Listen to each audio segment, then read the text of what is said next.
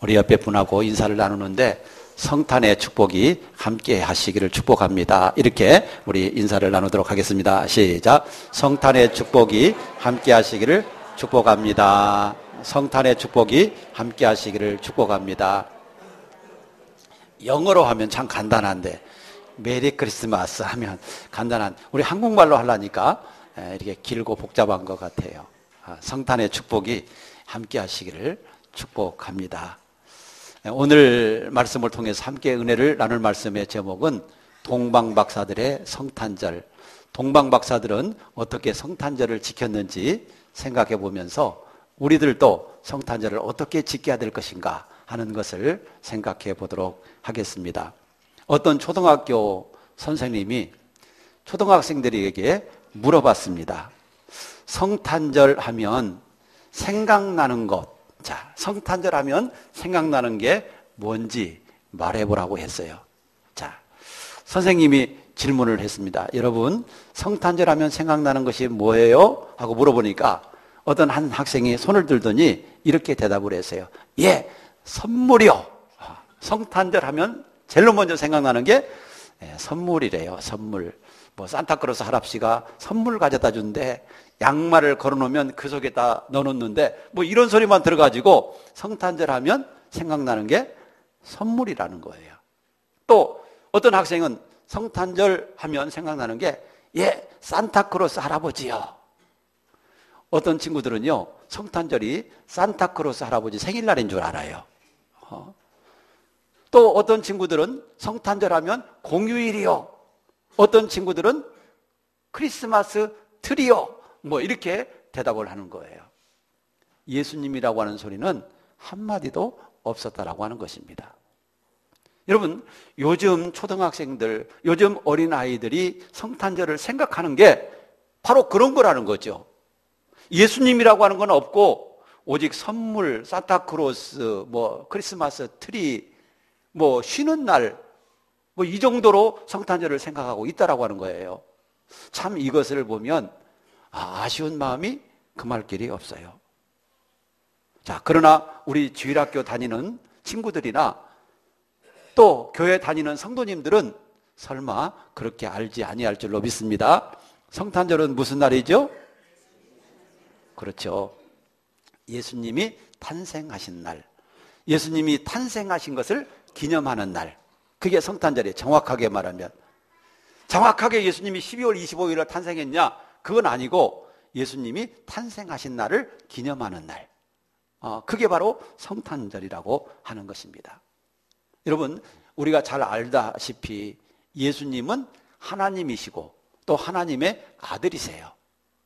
예수님은 하나님이시면서 하나님의 아들이신데 예수님이 원래 사시는 곳은 천국이죠.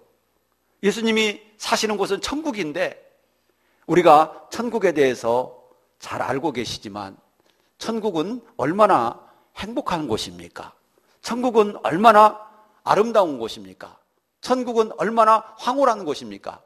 그런데 그런 아름다운 곳, 행복한 곳, 황홀한 곳을 떠나셔서 이 죄악 많고 문제 많고 미움이 가득하고 이런 악한 마귀 사탄이가 역사하는 이 세상 속에 우리 예수님이 오신 목적이 뭘까요? 왜 예수님께서 이 세상에 오셨을까요? 그 이유는 크게 말씀드리면 세 가지로 요약할 수가 있어요. 예수님이 이 세상에 왜 오셨는가? 크게 세 가지로 요약할 수가 있는데 첫째로 우리를 우리의 죄에서 구원하시기 위해서 오셨다. 따라서 합시다. 구원하시기 위해서. 네, 그게 첫 번째 목적이에요. 그 다음에 두 번째 목적은 뭐냐면 우리와 영원히 함께 계시기 위해서. 따라서 합시다. 함께 계시기 위해서. 자, 그 다음에 세 번째로는 우리에게 하나님의 평화를 주시기 위해서. 따라서 합시다. 평화를 주시기 위해서. 그래요. 이 세 가지 목적을 가지고 예수님은 이 땅에 오신 거예요. 그런데 오늘 본문 말씀 속에서 보면 예수님이 이 땅에 이런 목적을 가지고 오셨을 때 첫 번째 성탄절 날 어떤 일이 있었는가? 우리는 세 부류를 찾아볼 수 있어요. 세 부류의 사람들을 찾아볼 수가 있는데 첫 번째 부류의 사람들은 예수님을 죽이려고 했던 무리들이 있어요. 예수님을 죽이려고 했던 사람들. 그 다음에 두 번째로는 예수님이 태어난 것을 알았지만 예수님의 태어난 것도 상관하지 않고 그냥 무덤덤하게 모르는 척 지내가 버린 그런 사람들이 있어요. 그리고 세 번째로는 예수님이 탄생하신 것을 알고 예수님의 탄생을 축하하기 위해서 예수님을 찾아간 사람들이 있어요. 자, 우리는 어떤 사람들입니까? 예수님의 탄생을 축하하기 위해서 예수님을 찾아가는 그런 사람들인 줄로 믿습니다. 자, 그러면 이 세 부류의 사람들 중에서 어떤 사람이 예수님을 죽이려고 하고, 어떤 사람이 예수님의 탄생을 보고도 모른 척하고, 어떤 사람들이 예수님의 성탄절을 찾아가서 예수님의 생일을 축하했을까? 우리가 오늘 성경 말씀 속에서 찾아보면 먼저 헤롯이라고 하는 사람은 예수님을 죽이려고 했던 사람이에요. 예수님 당시에 유대 왕으로 있었던 헤롯이라고 하는 왕이 있었는데, 이 헤롯은 예수님이 탄생했다라고 하는 얘기를 듣고, 메시아 유대의 왕이 탄생했다라고 하는 얘기를 듣고 마음이 덜컥 내려앉았어요. 자, 자기가 지금 왕인데 유대 나라에 왕이 태어났다라고 한다면 내 자리가 어떻게 될 건가? 이런 생각을 하다 보니까 심히 마음이 막 두려움이 생겼던 겁니다. 그래서 아예 싹을 잘라버려야지, 그 생각을 하고 메시아를 죽일 계획을 가지고 있었던 것이죠. 동방박사들이 성탄을 축하하기 위해서 별을 보고 유대 나라로 왔죠. 그런데 그 별을 보고 끝까지 갔어야 되는데 별을 보고 끝까지 가지 않고 중간에 자기 생각을 한 거예요. 유대 나라의 왕이 태어났다면 어디에서 태어났을까? 자기 생각으로 예루살렘에서 태어났을 거다. 왜? 예루살렘은 유대 나라의 수도니까. 거기에 유대의 왕궁이 있으니까. 틀림없이 왕이 태어났다면 예루살렘 왕궁에서 태어났을 거야. 이 생각을 가지게 된 거죠. 끝까지 별을 보고 별이 인도하는 대로 따라갔으면 여러분 그런 실수를 할 필요가 없어요. 그런데 끝까지 별을 보고 따라가지 않고 자기 생각이 들어온 거예요. 어떻게 보면 합리적인 생각 같죠? 이 동방박사들의 생각이 합리적인 것 같잖아요. 왕이 태어나면 어디서 태어나겠어요? 대도시 예루살렘, 왕궁, 그렇게 생각할 수가 있는 거죠. 그래서 이 동방박사들은 예루살렘에, 그리고 헤롯 왕궁에 찾아가서 자, 유대인의 왕으로 나신 이가 어디 계십니까? 하고 물었어요. 지금 헤롯 왕궁에는 아이가 태어난 사람이 없는데 유대 왕이 태어났다고 하는데 어디 있냐고 이 박사들이 물으니까 얼마나 헤롯이 깜짝 놀랐겠어요. 그래서 헤롯은 유대인의 왕으로 태어나는 이가 있다고 한다면 가만둘 수 없지, 내가 죽여버려야지, 그 생각을 가지고 이 동방박사들에게 부탁을 합니다. 자, 당신들이 왕을 찾으면 경배를 드리고 나에게도 가르쳐 주시오. 그러면 나도 가서 그에게 경배를 드리겠소. 이렇게 얘기를 하고 그 경배한 곳을 가르쳐 달라고 이렇게 부탁을 하고 그들을 내보냈던 겁니다. 자, 이 헤롯 궁전을 나와서 박사들이 하늘을 보니까 다시 그 하늘에 별이 계속해서 비치고 있는 거예요. 그래서 그 별을 따라서 계속해서 갔더니 베들레헴 한 마구간을 그 별이 비치고 있었던 겁니다. 그래서 그들은 아기 예수를 만나서 예수님 앞에 경배를 드리게 된 것이죠. 여러분, 우리가 성경에 보면 예수님이 첫 번째 탄생했을 때 예수님을 죽이려고 했던 무리들을 발견할 수가 있어요. 자, 그 다음에 두 번째 무리는 어떤 사람들이냐? 예수님의 탄생을 알면서도 예수님을 경배하지 않았던 그런 무리들이 있어요. 그게 누구냐면 바로 제사장들, 서기관들, 레위인들, 장로들, 종교 지도자들이에요. 여러분, 이 사람들은요, 메시아의 탄생을 학수고대했던 사람들이에요.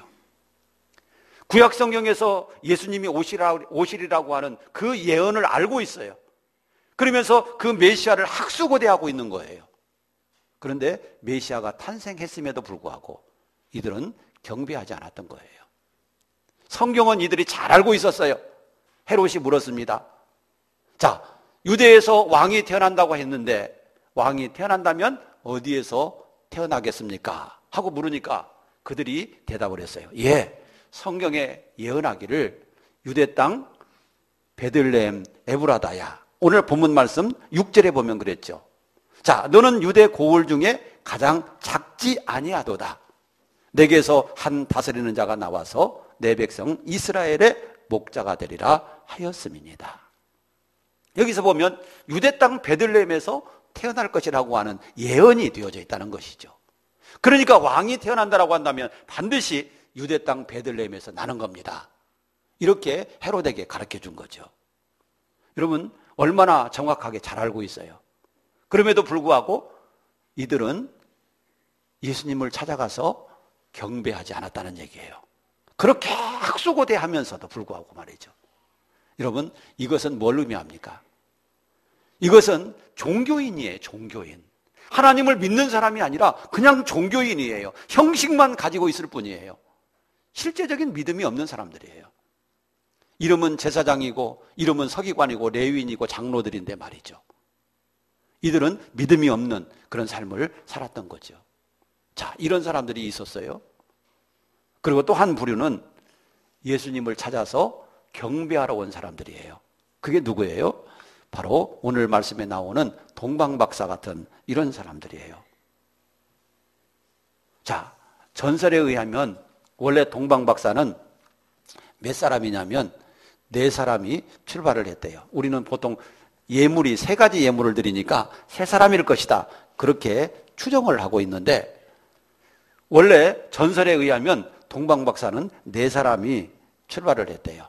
자, 어디서 출발을 했느냐면 페르시아. 페르시아는 지금 현재 이란 근처예요. 이란 지방에 있는 그 곳이 옛날에 페르시아였어요. 그런데 그 페르시아에서 별을 보고 연구하는 마귀가 아니라 마귀, 이 마귀는 천문학자들을 의미하고 있습니다. 그런데 그 천문학자들이 별을 연구하다가 하늘에 밝고 빛난 별을 발견하게 된 겁니다. 그래서 그들은 직감적으로 알았습니다. 밝고 빛난 별이 나타난 것은 우연이 아니라는 거. 특별한 의미가 있고 특별한 뜻이 있고 분명한 위대한 왕이 탄생했다라고 하는 것. 이거를 직감적으로 느끼고 예물을 준비해서 그 왕에게 경배하기 위해서 페르시아에서부터 유대까지 오게 된 거예요. 그런데 그 거리가 얼마나 되느냐면 약 2,500km 정도 되는 겁니다. 2,500km 되는 그 길을 걸어서 바로 유대 땅 베들레헴에 오게 된 것이죠. 그런데 처음 출발을 할 때는 4사람이 출발을 했대요. 자, 전설에 보면 그 사람들의 이름도 나오는데 하나는 가스펠이 아니고 기스펠, 그 다음에 메키울, 그 다음에 발다살, 그리고 또 하나는 알타반, 이렇게 4사람이 출발을 했는데 알타반이 갑자기 이상한 일이 생겨가지고 이 3사람과 함께하지 못하게 됐습니다. 그리고 3사람만 출발을 해서 예루살렘에 도착했고 그리고 아기 예수를 만나서 경배를 하게 되었어요. 그런데 나중에 이 알타반이라고 하는 사람도 예수님에게 경배하기 위해서 출발을 했는데 이 3사람과는 만나지 못했어요. 그리고 아기 예수를 찾아 헤매다가 자, 언제 만나게 되느냐면 예수님이 십자가에 돌아가실 때 만나게 되는데 여러분들 영화에 보면 벤허라고 하는 영화가 있습니다. 그런데 그 벤허라고 하는 그 영화에서 이 알타반이 등장을 합니다. 그 알타반이 십자가에 못 박힌 그 예수를 만나는 거예요. 출발은 언제 했는데 아기 예수가 탄생했을 때 경배하기 위해서 출발을 했는데 그 아기 예수를 찾지 못하고 십자가에 못 박혀 돌아가시는 그 예수를 찾아서 경배하는 그 모습을 볼 수가 있어요. 자, 이 사람들, 동방박사들, 이 사람들은 2,500km나 되는 먼 길을 뭐하러 왔어요? 예수님에게 오직 경배하기 위해서 왔다는 것입니다. 이들은 목숨 걸고 온 거예요. 2,500km, 요즘 같으면 비행기로 가면 몇 시간이면 가요. 그렇지 않습니까? 2,500km 같으면 비행기로 한 4시간 많으면 말이죠. 그 정도 걸리면 갈 수 있는 그런 거리예요.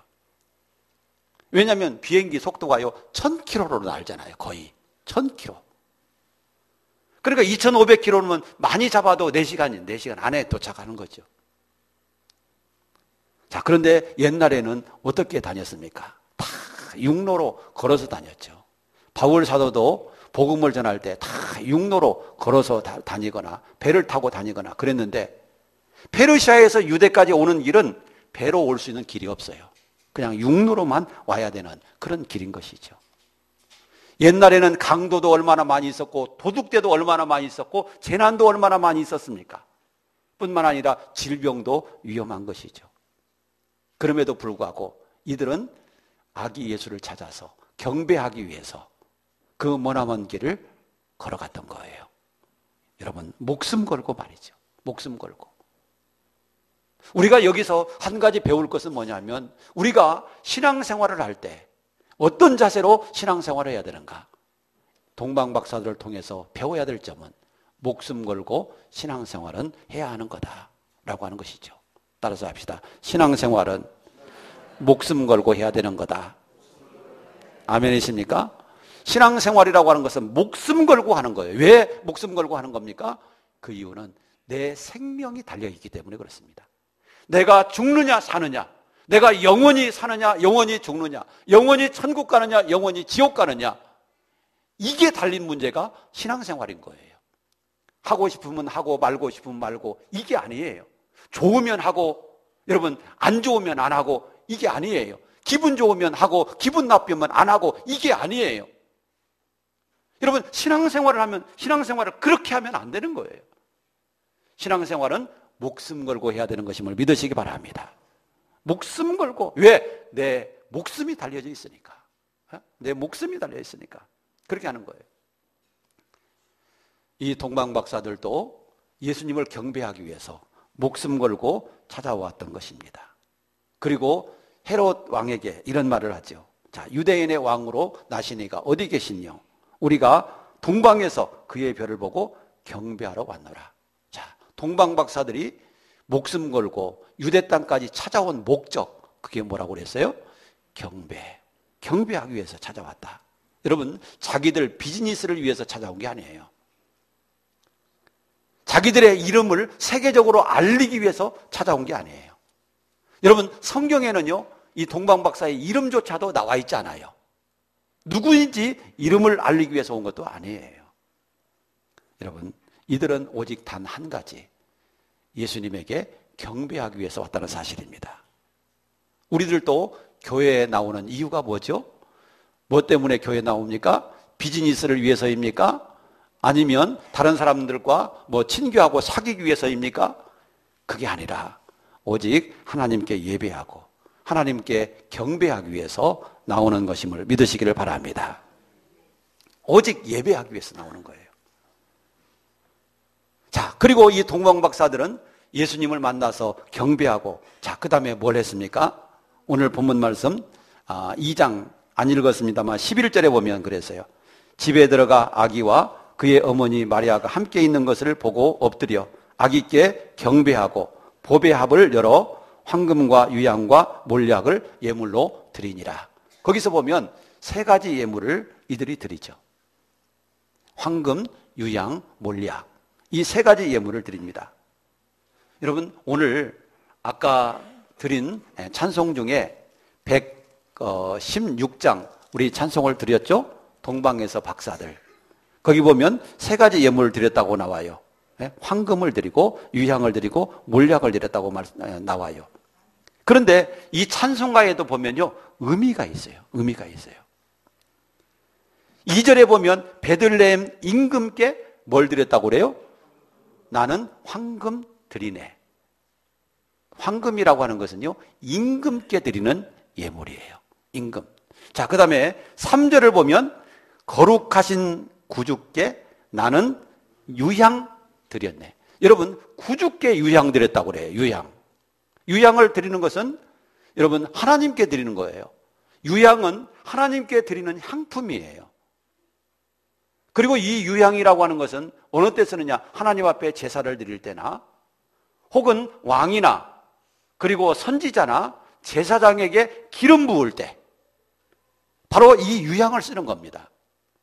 그런데 이 유향을 아기 예수께 드렸다라고 하는 것은 아기 예수는 바로 우리의 구주 되십니다.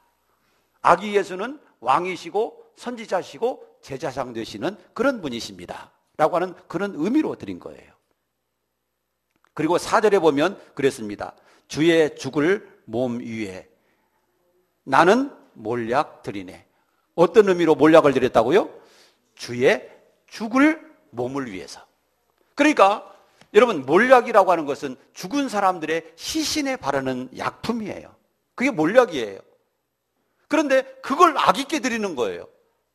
여러분, 요즘 아기께 선물을 드릴 때 뭐 해줘요? 돌 때 되면 금반지 해주죠. 너 왕처럼 살아라. 그래, 금반지 해주고요. 대부분 좋은 선물을, 아기에게 필요한 좋은 선물을 해줘요. 뭐 옷이라든가 아니면 뭐 기저귀라든가 뭐 이런 아기에게 필요한 용품을 선물해 주는데, 죽을 사람을 위해서 바르는 몰약을 드린다라고 하는 것은 말이 되는 겁니까? 할아버지 할머니에게 몰약 드리는 것은 몰라도, 회갑잔치 때 드리는 것은 몰라도, 여러분, 그런데 이 아기에게 몰약을 드렸다는 거예요. 이것은 뭘 의미하느냐면 예수 그리스도가 어떤 삶을 살아야 될 것인가를 보여주고 있는 거예요. 아마 이 동방 박사들이 직감적으로 이런 선물을 준비했다라고 하는 것은 우연이 아니라 하나님의 특별한 은혜로서 이렇게 준비한 것인 줄 믿습니다. 이 황금과 유향과 몰약을 드린다는 것은 예수님은 왕이시고 예수님은 메시아시고 예수님은 우리의 구주이십니다 라고 하는 그런 의미로 이 예물을 드렸다는 거예요. 이렇게 예수님을 만나서 경배를 드리고 그 다음에 예물을 드리고 그 다음에 이제는 고국으로 돌아가려고 해요. 그런데 꿈속에서 동방 박사들에게 하나님의 현몽이 주어졌어요.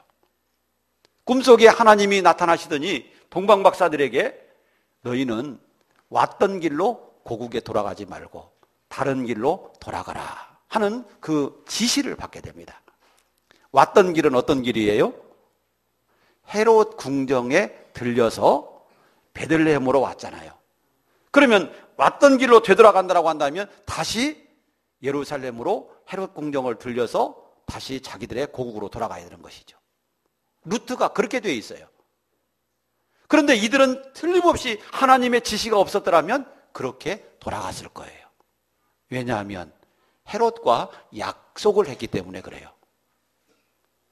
그들이 별을 놓치고 나서 헤롯 궁전에 들어갔을 때 헤롯이 메시아를 만나면, 왕을 만나면 나도 경배하도록 어디서 태어났는지 어떤 집에서 났는지 알려주시오. 그럴 때 그렇게 하겠다고 대답을 했거든요. 그러니까 반드시 그 약속을 지키기 위해서 이들은 하나님의 지시가 없었더라면 헤롯 궁정에 갔을 거예요. 헤롯 궁정에 갔더라면 어떻게 됐을까요?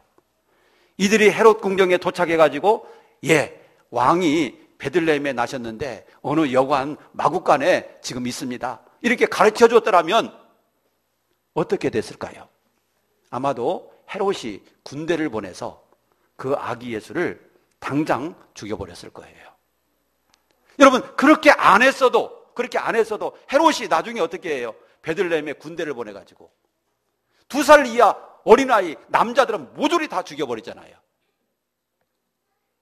여러분, 만약에 동방 박사들이 다시 돌아갔다라고 한다면 예수님은 살아남지 못했을 거예요. 예수님이 살아남지 못했더라면 어떻게 됐겠어요? 하나님의 뜻도 이루어지지 못하고 우리의 구원도 이루어질 수 없었을 거예요. 그런데 하나님께서 급하시니까 이 동방박사 세 사람에게 너희들이 왔던 길로 돌아가지 마라. 헤롯 궁정에 들르지 말라는 얘기죠. 다른 길로 돌아가라. 그래서 이들이 어떻게 했다고 말씀하고 있습니까? 다른 길로 고국에 돌아가니. 자, 여러분 12절 말씀해 보면 다른 길로 이들이 고국에 돌아갔다. 이것은 뭘 의미하느냐 하면 하나님의 지시에 따랐다는 거예요. 아무리 헤롯하고 약속에서도 더 중요하신, 더 위대하신 하나님이 지시하는 거니까 하나님의 지시를 따라서 다른 길로 고국에 돌아갔다라고 하는 것이죠. 자, 우리가 여기서 한 가지 배워야 될 게 있습니다. 우리 그리스도인의 삶, 우리 성도의 삶은 어떤 삶을 살아야 되느냐? 하나님의 말씀, 하나님의 지시에 따라서 살아가는 거다라고 하는 것이죠. 따라서 합시다. 하나님의 말씀과 하나님의 지시에 따라서 살아야 한다. 아멘이십니까? 우리 그리스도인들의 삶은요, 내 생각대로 사는 게 아니에요. 내 경험대로, 내 지혜로 사는 게 아니에요. 하나님의 말씀과 하나님의 지시에 따라 사는 거예요. 이들이 하나님의 지시에 따라 살다 보니까 예수는 죽지 않게 되었고 피할 길을 내게 되었고 하나님의 뜻이 이루어지고 구원을 완성하게 되는 거예요. 이들이 만약에 하나님의 지시에 불순종했더라면 어떻게 됐겠어요?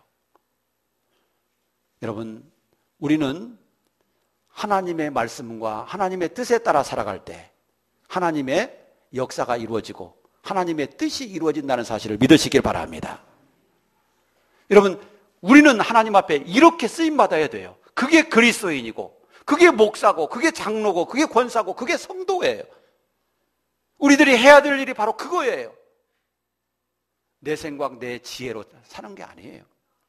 신앙생활이라고 하는 것은요, 내 생각대로 사는 게 아니라 하나님이 지시하시고 하나님이 인도하시는 대로 따라 사는 거예요. 그럴 때 하나님의 영광이 나타나고 나도 유익하고 내게도 복이 되는 것을 믿으시기를 바랍니다. 여러분, 하나님을 떠나서 내 마음대로 내 생각대로 하는 것은 그건 하나님이 기뻐하지 않아요. 하나님이 원하시는 삶은 하나님의 지시를 따라서 사는 삶인 것이죠. 여러분, 오늘 본문 말씀을 통해서 우리가 동방박사들이 어떻게 성탄절을 지켰는가, 어떻게 성탄절을 지켰는가 우리는 배울 수 있었어요. 자, 이들은 예수님에게, 이 땅에 태어나신 왕에게 경배하기 위해서 목숨 걸고 먼 길을 왔다는 것입니다. 그리고 그들은 예수님을 찾아서 경배를 드렸고 예수님에게 의미 있는 선물, 황금과 유향과 몰약을 예물로 드렸어요. 그리고 나서 이들은 하나님의 지시를 받고 고국에 돌아갔다는 겁니다. 우리도 여러분, 성탄절을 어떻게 맞이해야 되겠습니까? 정말 예수님을 위해서 목숨 걸고 믿음 생활해야 되고 오직 예수님께 경배하기 위한 믿음의 삶을 살아야 되고 우리 마음의 중심에 담긴 선물을 하나님 앞에 드림으로 말미암아 하나님께 영광을 돌리고 하나님의 지시에 따라서 살아가는 이런 모습으로 살아갈 때 우리가 올바르게 성탄절을 지킬 뿐만 아니라 올바른 신앙생활을 하게 되는 저희가 될 줄로 믿습니다. 오늘 또 이 동방박사들의 성탄절을 지키는 모습을 보면서 우리들도 하나님이 기뻐하실 모습으로 성탄절을 지키는 저희들이 될 수 있기를 축복합니다. 기도하겠습니다.